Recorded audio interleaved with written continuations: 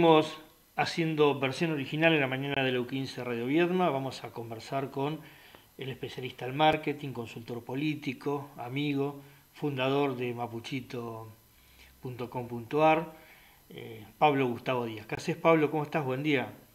¿Qué tal, Raúl? Buen día, un saludo grande para vos y toda tu audiencia. Ya ni te acordabas que habías estado fundando Mapuchito. Sí, éramos tan jóvenes. Pasó una Pero que, vida. la verdad que se pasó una vida. Uno de los gratos recuerdos de la vida. Bueno, espero que así sea. Y nos han mantenido unidos durante 20 años, así que mirá. Imagínate vos, y eso que ya no somos socios, que no es poca cosa. Porque una cosa que te mantenga la unión por el vínculo societario y otra cosa por el afecto. Bueno, eso es lo bueno que nos deja la vida, ¿no? Seguro que sí. Pablo, y en estos tiempos de pandemia, digamos que hay cosas para ir analizando y puntualizando casi en el día a día, y en este sentido tu consultora lo viene haciendo y además viene proyectando no tan solo para la coyuntura, sino evaluando los tiempos por venir. El año que viene para algunos está muy lejos, para otros hablar de cuestiones vinculadas a elecciones es una utopía, y la verdad que la vida sigue andando cotidianamente más allá de la pandemia, ¿no? Sí, exactamente. Nosotros desde hace ya 4 años que venimos haciendo trimestralmente estudios de imagen y percepción de gestión de opinión pública en la provincia de Río Negro. En esos estudios no solamente nos dedicamos a ver qué es lo que está pasando en la gente en tiempo real, en el momento que transitan, sino también las expectativas que se van generando futuro. Y por lo general, cuando empieza esta parte del año, que es ya el último trimestre de los años preelectorales, empezamos a incluir consultas que tienen que ver con lo electoral, ¿no? Con ver cómo se van preparando los escenarios para la contienda. Así que bueno, en este último estudio que hicimos en este mes de octubre, en toda la provincia de Río Negro, lo que notamos es en este momento un nivel de enojo muy grande de la sociedad, de enojo y decepción muy grande de la sociedad, producto fundamentalmente del incumplimiento de las expectativas que la gente tenía al principio de la pandemia, en el mes de marzo. Nosotros en el estudio trimestral del mes de marzo, una de las cuestiones que descubrimos ahí es que entre los que creían que la pandemia duraba 15 días, que era la fecha que se había estipulado como primera cuarentena, los que creían que la pandemia duraría 1 mes o 3 meses o hasta 6 meses, juntábamos a 3 de cada 4 rionegrinos. El 75% de los encuestados respondían que esta pandemia duraría como máximo 6 meses. Y ya estamos en el mes séptimo de la pandemia y estamos en el peor momento de la pandemia.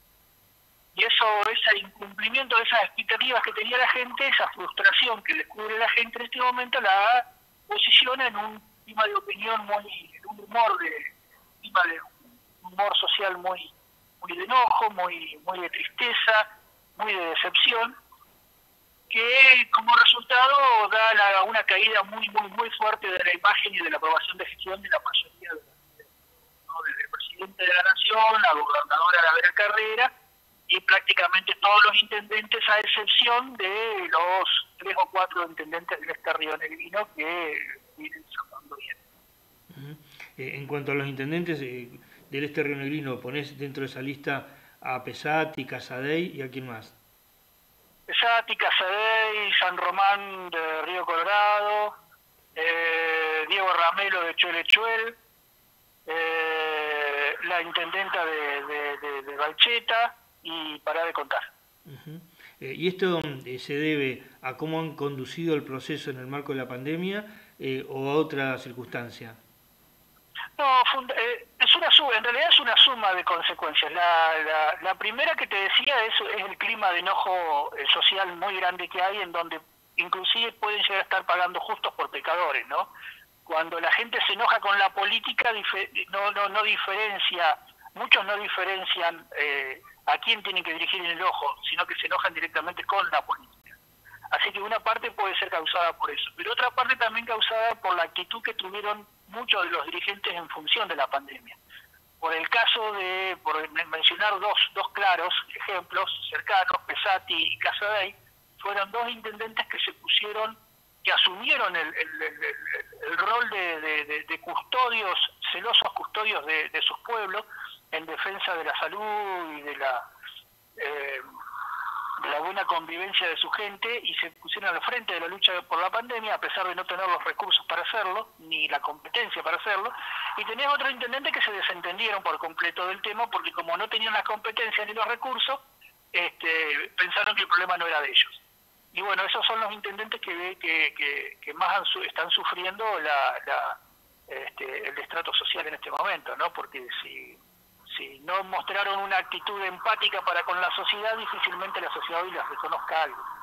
Digamos que para el caso de Adrián Casadei, blindó la zona que a él le corresponde, el puerto, San Antonio y las Grutas, y para el caso de Pesati no logró ese blindaje, pero sí trabajó mucho sobre el terreno, participando casi de manera directa muchas veces en el tema de los ingresos a la ciudad.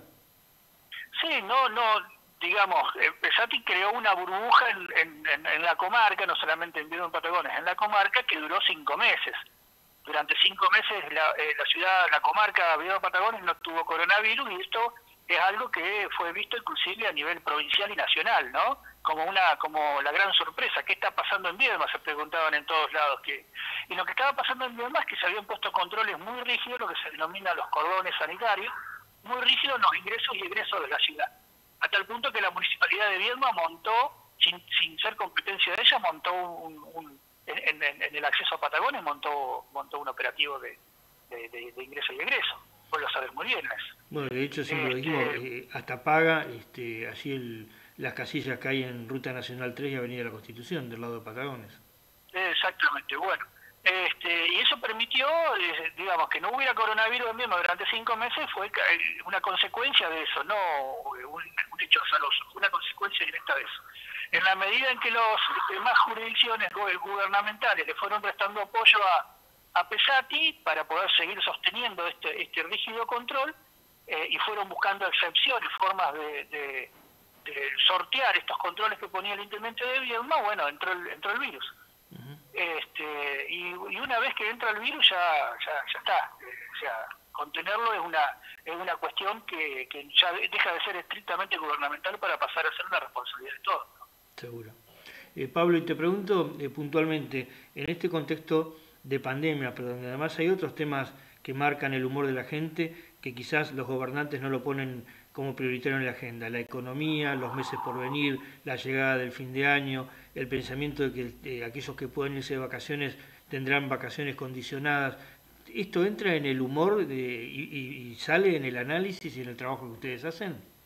Sí, totalmente. Todos esos puntos que vos mencionaste, pero fundamentalmente los 2 puntos máximos que guían en este momento el humor de la gente son la pandemia, o sea, la salud, y la economía. Claro. Pero no la economía vista como lo ve una parte de la política, que piensa que los que únicamente se preocupan por la economía son esos empresarios exitosos que vienen de perder la posibilidad del lucro que les da sus negocios. No son esos los sectores que están más preocupados por la economía. Los sectores que están más preocupados por la economía son los trabajadores, son las clases medias y clases medias bajas que viven de su trabajo diario y que hoy están viendo cercenado el derecho al acceso al trabajo, o aquellos que tienen empleo tienen muchísimo miedo de perder el empleo.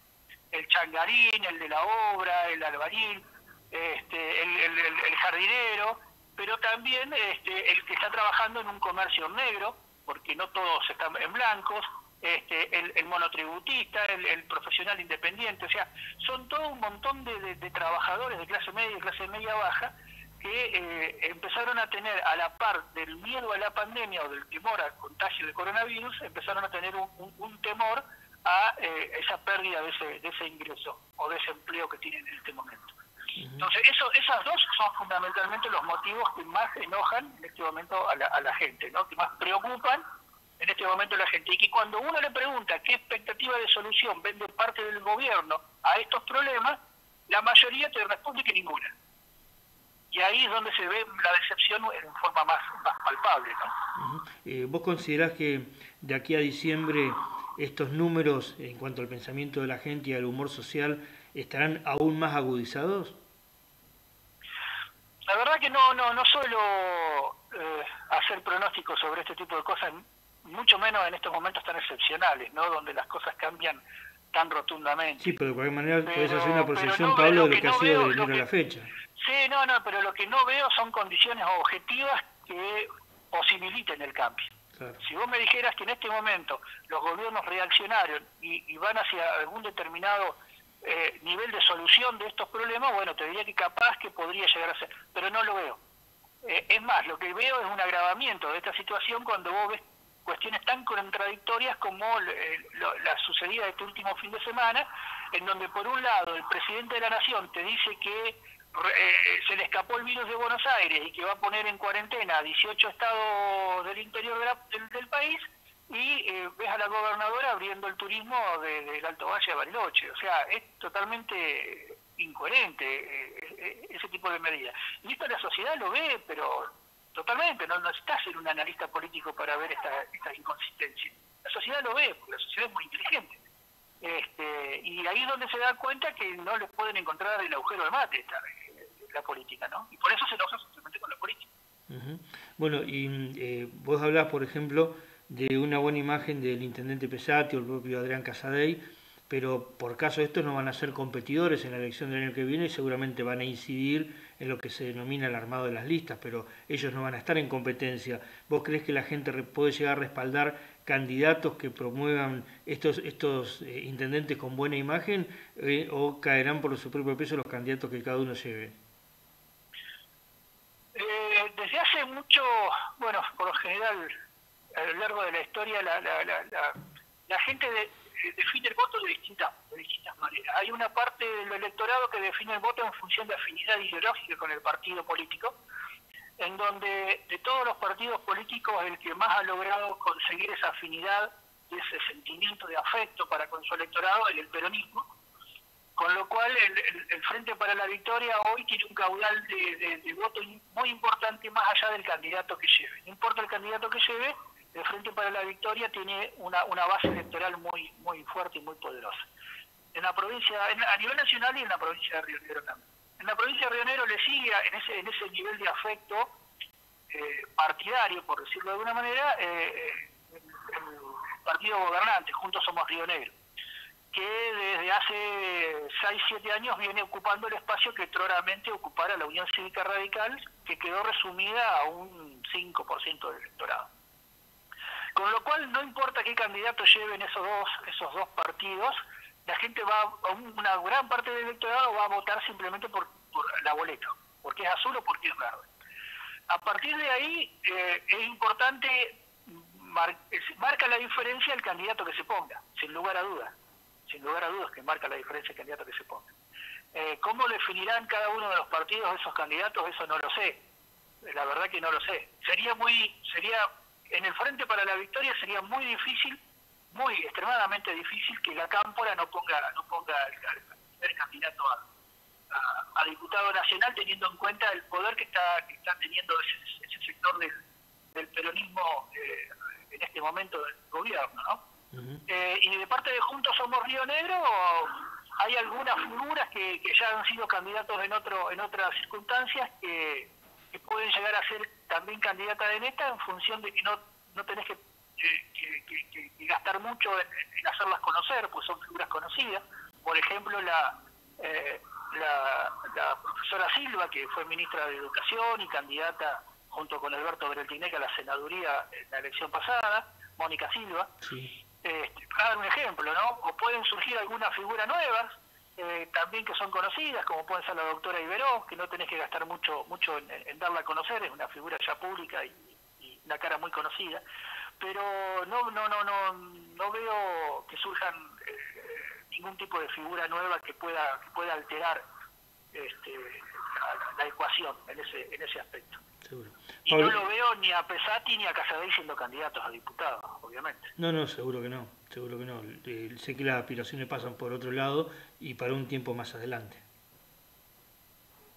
¿no? Sí, y a nivel nacional lo que veo, bueno, es dos bloques muy fuertes que son el partido del gobierno, el peronismo, y otro bloque muy fuerte que es el antiperonismo, la oposición, en donde en esos dos bloques uno está consolidado y está unido, que es justamente el partido del gobierno, el peronismo, y al otro lo veo muy fragmentado. El antiperonismo está muy fragmentado. Vos tenés una oposición que va desde Del Caño hasta López Murphy, o hasta Espert, para ponerlo más a la derecha inclusive de López Murphy, que es muy difícil que se una en una elección contra el gobierno.